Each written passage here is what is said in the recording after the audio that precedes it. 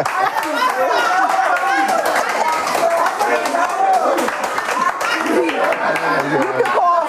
people can't be doing that to Osofo.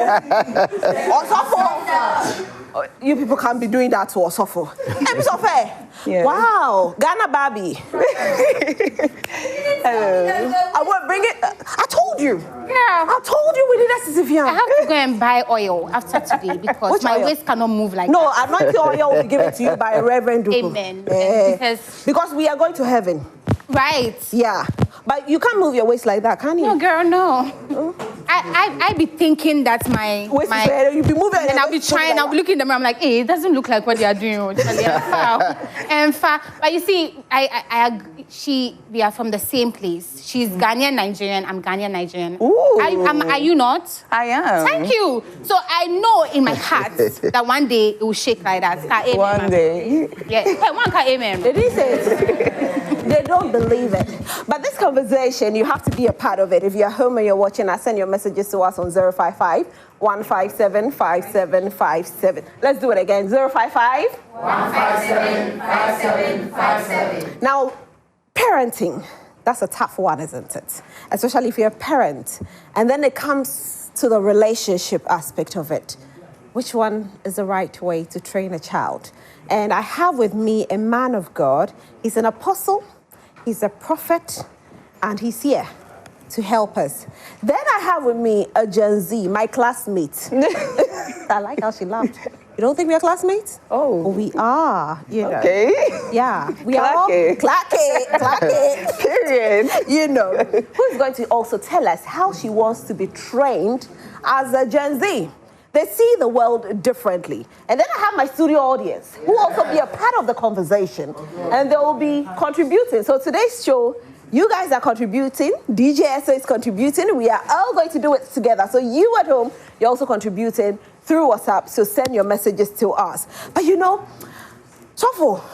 I have to go into the shuffle first. Because hey, what we did in front of you, dear, has Jesus forgiven us?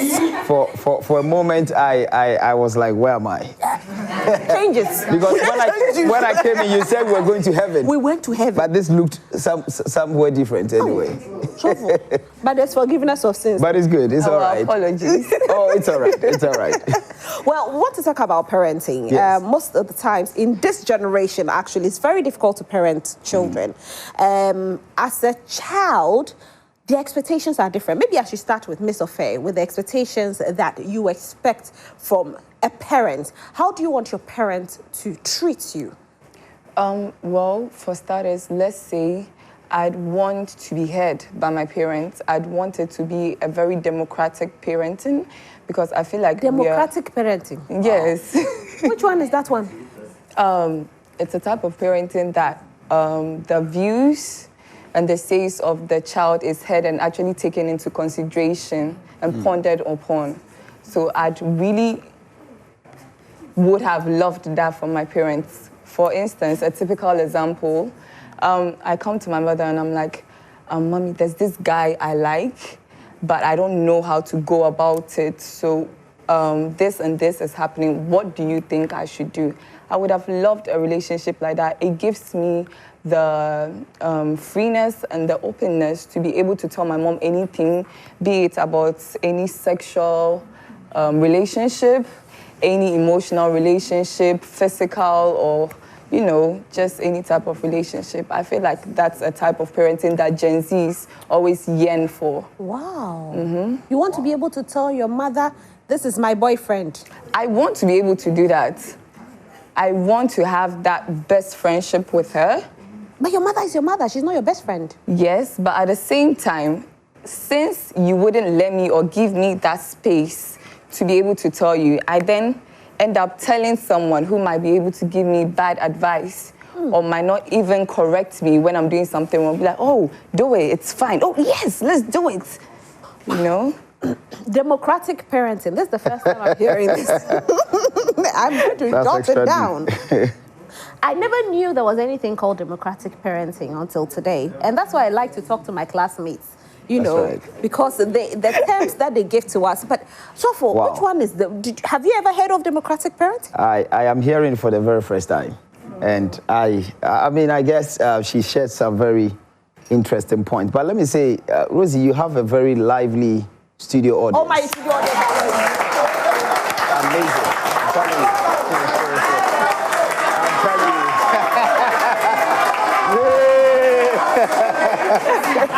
Seriously, I'm telling you. I mean, for a second, they turned this place into a church. Oh yeah. You know, with that, and it's good. But let's circle back to what we have on the table: democratic what? Parenting. Parenting. Right. So the concept of parenting is quite a very broad thing. But let me start off from where she began from: democratic parenting. Now that is a clear indication that we have crisis here, because parents are not democratically elected; they are divinely chosen by God. Yeah. Nobody decides who becomes the father or the mother. You are born into it. Now, what you are not given democratically, you cannot approach it democratically. Right. That means that the principles, the prototype, the example, the experience, the wisdom bank from which we draw from cannot be the things of the world or the opinions of people. Because when you talk about democracy, you are talking about different elements and factors. Everybody has a say. Like she said, you know, I want to be heard, I want to.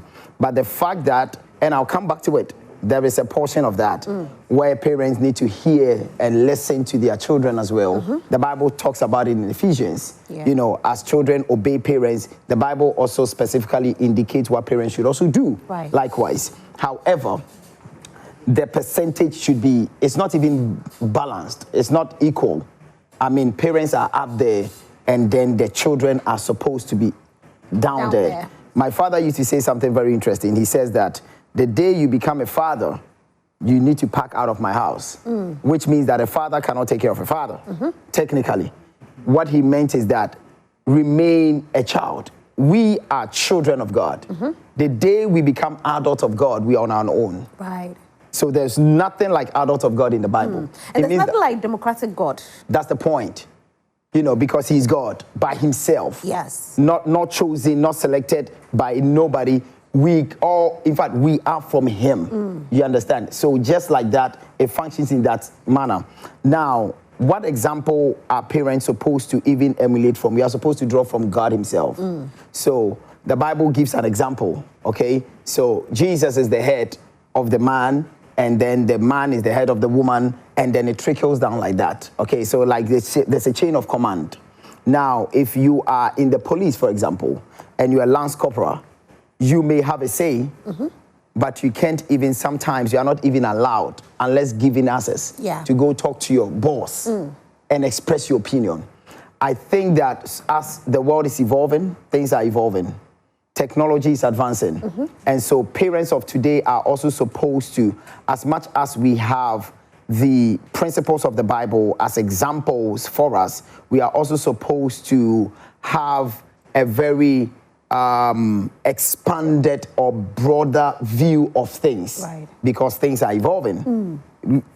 Gone are the days my father will not have a visitor and I'll be in the living room. Yeah. It doesn't happen. But does it happen for today, you? Oh, it happens. You are there. I'm comfortable. So we have a democracy. You are comfortable. Very. What are you listening to? Minding my business, using my phone. It's none of my business, but I was in the living room and I was watching something. So if you have come, why do you want me to leave? Is that what it is? It's like I'm using my phone. I really don't even like. And Rosie, not trying to be very hard on our generation. There's really absolutely nothing wrong. But you see, from that time, a lot of things that were done today, if they were to circle back or reverse time, they would do things different. You understand? We all become a product of what informs us. So I may have an approach to parenting based on how I was also raised, but it doesn't necessarily make it right. So if I copied something wrong, I will equally transfer it to, or I will use the same to my son. My son eventually will also do the same thing. The fact that we are replicating something does not make it right. Do you understand what I'm saying? So there is a biblical pattern of that. And that was where I was drawing from. Okay. Now, the principle lies on love. That's the fundamental thing, both between the children and the parents. God is the father of all. Right. God is the parent of everybody. He is our mother, he's our father. And he cited an example for us there. He set an example. The Bible said, for God so loved the world. And he gave. When you love, you give. Now, I was speaking to somebody and he said that the true definition of love is actually doing unto somebody what you want done for yourself. So now let me ask her, what is your definition of your parents loving you? That's right. Well, correcting me whenever I'm wrong, I feel like that's love, because someone who doesn't love you would not care if you like put your hands in fire. That's your business. But the fact that my mom or my dad goes the long way to be like, no, this is wrong and you shouldn't do that. Screaming on you? I don't like it in that manner. Like, you can tell me this is wrong, but without, you know, using those harsh words or screaming, or you can reprimand me, obviously, I am your child. Yeah. But there are much more calm and nicer ways to, you know, resolve issues like that. Which one is the calm way? Well, you could call me aside. Let's say I was talking back at you whilst you were talking. Okay. You could. So you are talking back at your mother or your father whilst they are talking. I'm giving you a typical example, then you not want necessarily. her or she, you want them to call you to the side. No, some things are done out of impulse. It wasn't, let's say, it might not be intentional. I'm giving you a typical example. Let's say your mom is like, you shouldn't have done it. Mom, that wasn't what I was trying to do. And your mom is like, I'm telling you, I'm like, Mom, that wasn't what I was doing. Like, also try to understand me from my aspect. And at that point, I should call you to the side, make sure we know. You see? Now, that's the thing. When you now do that, you now give the child or the teenager, whoever it is, this mindset that I'm even trying to, like, talk to her. She's not understanding me. She's not listening to me. She's not getting my point of view. But there lies a case whereby she could have been like, okay, Jainy, you did this, you did that, you did this. I didn't like it. And this was the mindset from which I saw what you did from. And I'll be like, Mommy, I'm sorry. First of all, I'm sorry if that's how you felt. But that wasn't how the message was meant to be delivered or received by you. But I'm sorry either ways. And then she corrects me. I love those types of correction because then I see my mistakes. I feel remorse. I'm like, oh, okay, so this was how she saw it. And likewise, I wouldn't repeat that type of mistake next time. Are you sure? Yes. But you screaming at me, telling me, you know, using the vulgar words of screaming, are you okay? And I'm like, I'm tired, please. No. Wow. In my head, though. In your head. Wow. I'm glad you said that in your head. You can't speak it out. No, but sometimes the facial expressions even like could tell, because you can be so, sorry, excuse my words, but sometimes our parents could be so nagging that sometimes you wouldn't speak out, but at the same time, the facial expressions and the whole demeanor of the person kind of shows. So, Rosie, all this that she's talking about, God does say to us, just that it's being received from a different angle. Right. And the approach that God uses is quite different. Now, she used the word punishment. So parents essentially don't punish their children, okay? Because the word punishment connotes something negative. It's more like deliberate attempt to hurt somebody or to inflict pain on someone. But parents don't. What parents do is they instruct. Now, the word instruction, there is a place of pain in instruction. Okay.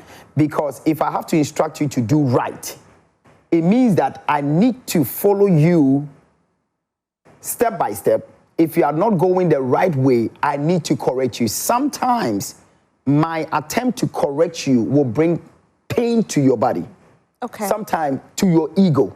Sometimes to your emotions, because you seem to have a mindset of your own. So a little child will be here and will want to play with something. You know as a parent that that thing is going to hurt the baby. But to the baby, it's okay with it.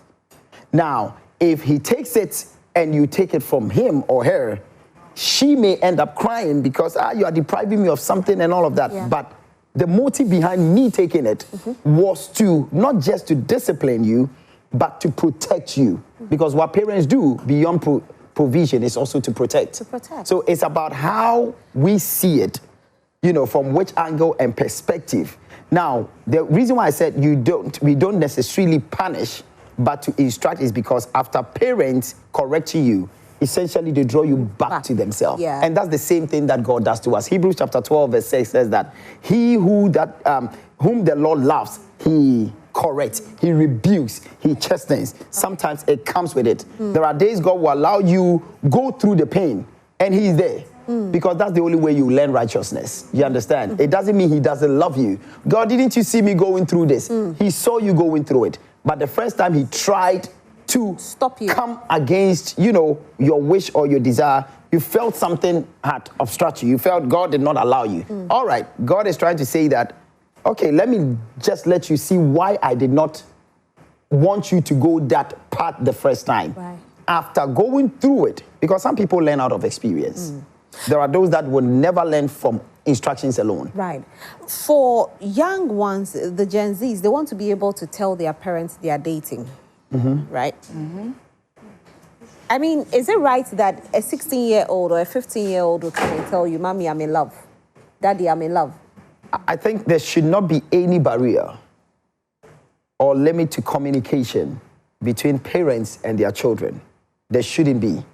As a matter of fact, your children should be very okay, if not comfortable, to come to you with anything that bothers them. Because that's the only way you know how far they are also growing, to be able to effectively give them the wisdom nuggets that is needed for that stage or that level they have gotten to. Right. You understand? So if your child is 16, 17, even 12 years, now she hasn't gone even far. Some of us, whom by God's grace we've traveled, you can go to school and have a child of 7 years come to tell you that my classmate was looking at me in a certain way, Mommy, I think I like her. And it does happen. That is why it's there. Do you understand? These things are there. And the parents... It's normal. It's normal. I have seen parents, whether white or black, African Americans, European, Western, black, whatever, carry their children on weekends to their supposed female friends. It cannot be my household. No, it actually happens. In this Ghana. It does. But you see, there's nothing wrong with it because they are guiding them. They tell them, don't do this as you go. When she says this to you, tell her, Mommy says no. You can't do this until you are this age. Yes. Please, Rosalind. Yes. I am not lambasting my parents, but let me even use myself as an excuse. Mommy, don't watch this part. I am like, to be fair, I was born into a pastor's home. Yeah. Okay. You can imagine what that looks like. First of all, you're being scrutinized. And now she is outside. sketchy.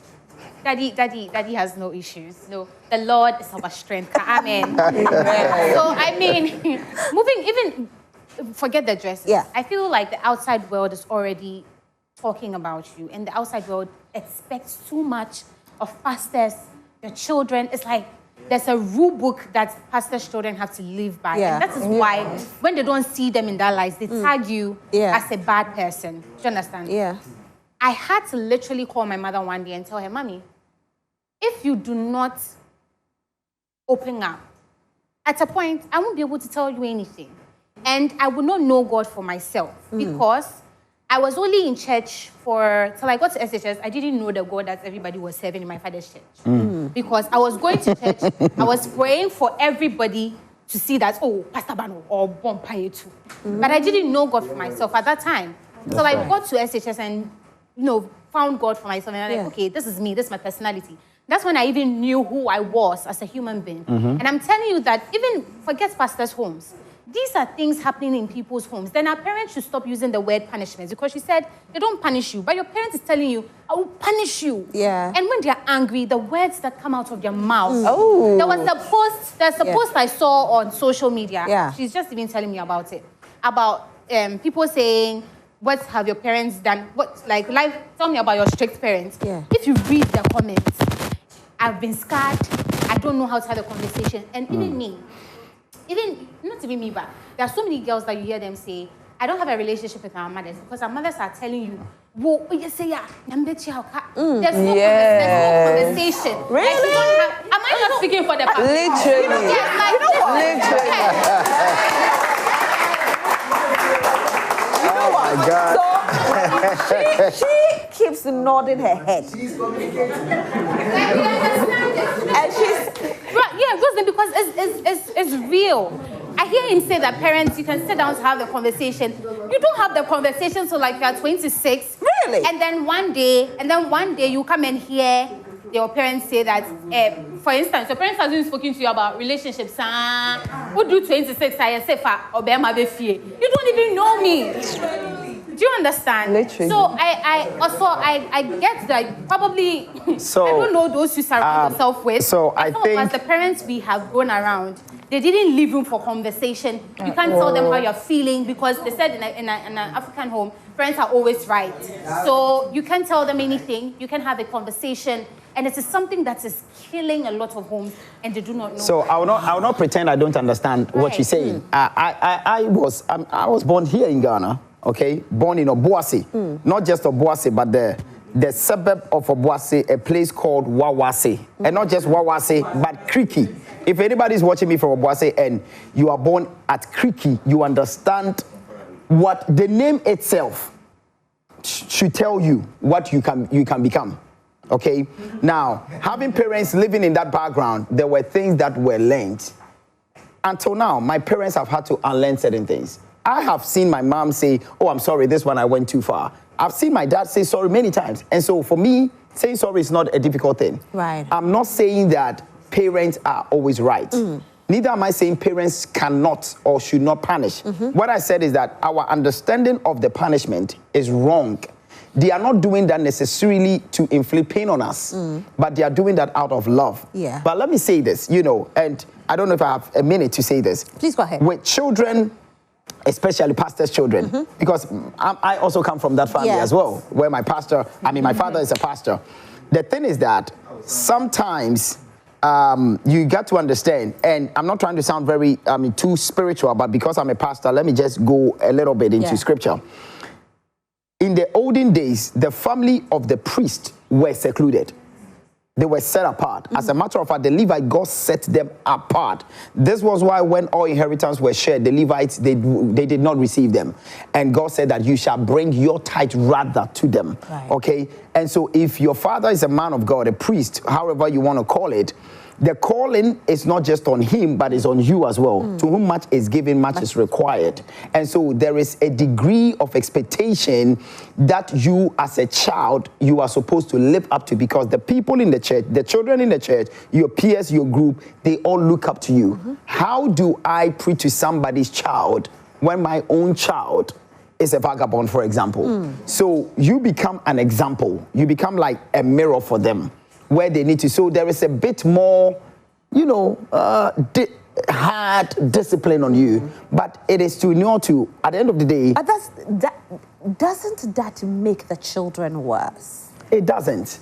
Okay, That's the thing. Like at the end of the day, sometimes it's all an illusion. Yeah. Because the child comes to church, oh, Jesus, thank God, oh, Holy Father. And then the child goes home and the child is one sports brat or somebody who does things that are all negative or contradicts his or her parents, spirituality. And it's like, that child also has a life, one. And two, there are too many expectations that are put on a pastor's child. I'm not a pastor's child, but from what I see, there are too many expectations. And sometimes it's just very overwhelming for the kids themselves. But are there expectations on you as well? Of course they are. Because apart from being a pastor or whatever child, as the normal children, we still have a lot, talk less of the pastor's to live up to. You get. But are you able to tell your parents about your relationship? Have you ever been able to tell? I've gotten to that point. So you are able to tell mommy, I went to sleep with my boyfriend? Not that point. Okay.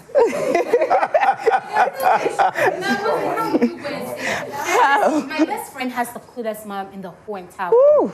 you understand? So why is it that our you best know we friends are- always feel that yeah, they are the coolest, and we don't see it like that with our parents? This is how it's done, and you can visibly see. My best friend has the best mother in the world. Which one is the best mother? My mother is the best mother in the world, though. But hers is cool. Let me just say cool. Explain. Very you people, cool. when you people talk about cool and best mother, and what are you talking about? Right, I'm Define it. defining that. Someone that is easy to talk to. Okay. Someone that doesn't make you feel judged. The Okay. person sees you. The person accepts It's you. because and it's the not your person mother. corrects you. It's because it's not your mother. No, but Rosie, I know that because she treats me exactly the way she treats her daughter. That's how cool we are. But you don't sleep think in she their birthed house. Me. I sleep in there. I have stayed there for months. We go for sleepovers. That's why I know. Sleepover. It's not staying there. I stayed there for No, because what happens behind the scenes, you're not there. So what do you mean? For like 3 months, I didn't see anything. No, but you don't know what happens behind the scenes. I always say that what we put out there in the eyes of people is different from what happens behind the scenes. That's right. So sometimes what our parents do for us, we might sit down and criticize our parents. But for all you know, your mother is the best. That's and the right. coolest. No, Rosie, Without my mom is the best, but I only encountered my mother's best when I grew. Right. Because then Yeah. I understood why there were certain things she did when I was younger. I just Right. wish that it wasn't done as harshly as it was done. And- Recently, I had a very frank conversation with her. Yeah. And I said, you know, I love you. Do you know you're my best friend? She said, yes. And I told her, when I was younger, I thought you hated me. And my mom cried. You understand? Because I thought my mom didn't like me when I was younger. It's just that I'm the firstborn. So my mom used me to learn how to be a parent. And every day, I think it's very hard for firstborns because the parents learn with you. And did you understand why she cried? Yeah, no. So she spoke to me, heart to Right. heart. She said if she knew back then That's exactly what I I'm was saying. going to be harmed or I thought it was harsh, she wouldn't have. Okay. You understand? So Rosie, that's where I'm coming from. You see, essentially, all of us are a product of what we hear. We are all a product of the information that comes to us. If you have had a parent or you have a parent who has gone through abuse, I know people that were abused from their childhood and they suffered through life until they got to where they are. Sometimes people like that, being abused is normal for them until and unless they are exposed to something else, because all they know is an abuse. You see, you cannot know what you have never been introduced to. Do you understand what I'm saying? That's why I said that even our parents, I believe that there are things that today, if we were to reverse the time, they will undo it again. Because trust me, all of the attempts and everything they were doing was from a place of love. It was the approach.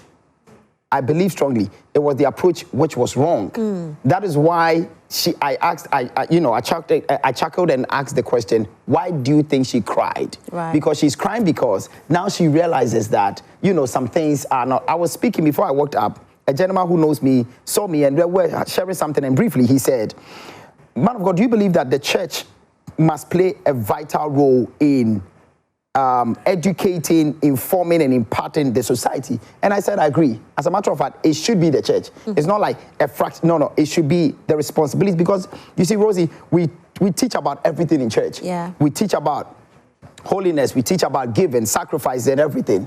But you can check the calendar of churches.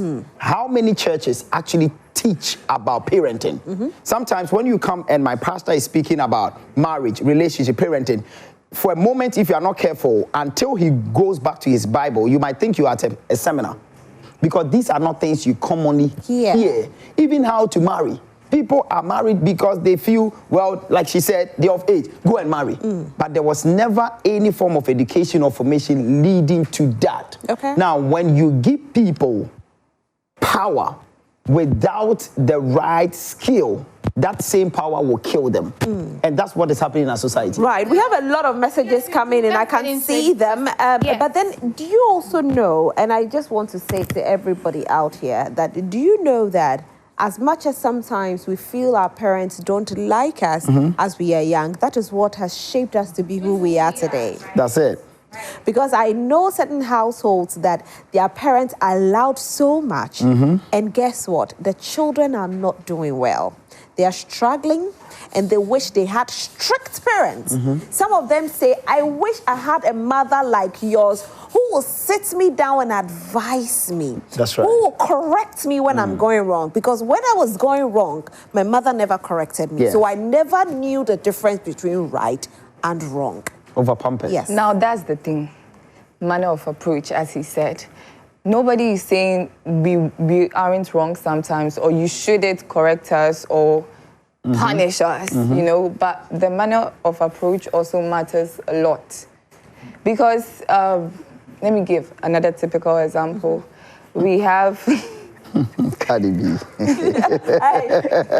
Pastor has given you a name. Says Cardi B. No, it's Jainy. I love Jainy. Okay. Jainy. Go ahead. Jainy. Jainy. Oh, I'm a Barbie doll. Period. So, the same example I'm going to give, I tell my mom, oh, mommy, I like this guy. Then my best friend tells her mom, mommy, I like this guy. I tell my mom, mommy, I like this guy. And she's like, are you okay? Are you mad? You like who? At this age? What are you telling me? Oh yeah, go to your room, you're grounded. I'm like, okay. And then my best friend tells her mom, mommy, I like this guy. She's like, okay, come and tell me more. Okay, and she finished talking, and her mom is like, okay, that's good, but right now your main focus should be your books. Exactly. Okay. You'd be like, you can be his friend, you know, and if he actually likes you the way you talk about him, he will be able to wait, you know, get your scores, get your GPA, graduate, and do what you want to do.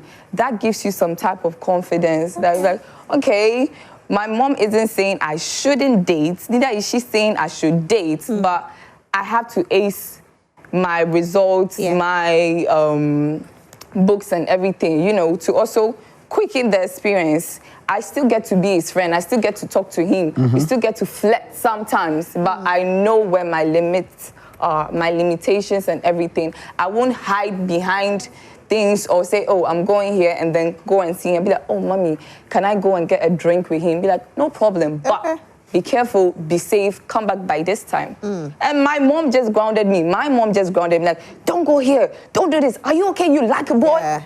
She goes to church and tells the elders. Grounded. So for me, I'm from Military. Military. That's right. Military home.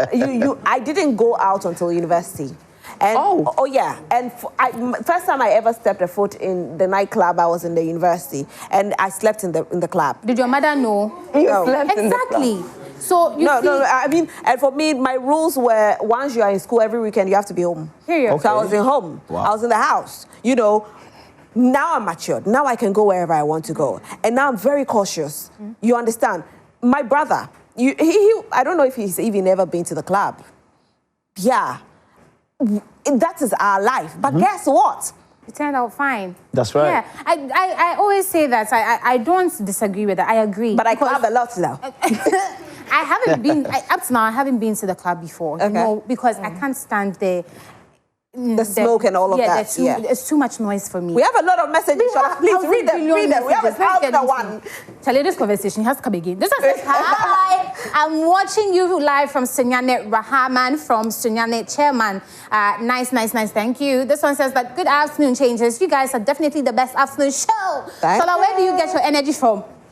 Nature God. Mama Rose, I love you so much. I love you. This one says that, hi, sexy girl reading message. Can you give me a 360 so I see your dress well? Okay. This one says that, I love your outfit, Shola. It really fits you. Thank you. The woman's name is on the screen. Go and make your order. This one says that, hi, Yemi. This is my first time watching you guys, and I'm loving you and Rosling Sadia Tema. Community 5. Thank you so much. Please watch us every Monday, Wednesday, and Friday, okay? 3 days, okay? Just like B1, B2, B3, B4, B6. This one says that doctor was fast in mentioning the number. Okay, it's okay, my name. In as much as we have a new generation called the Gen Z, our children should not disconnect themselves from their parents, and I agree.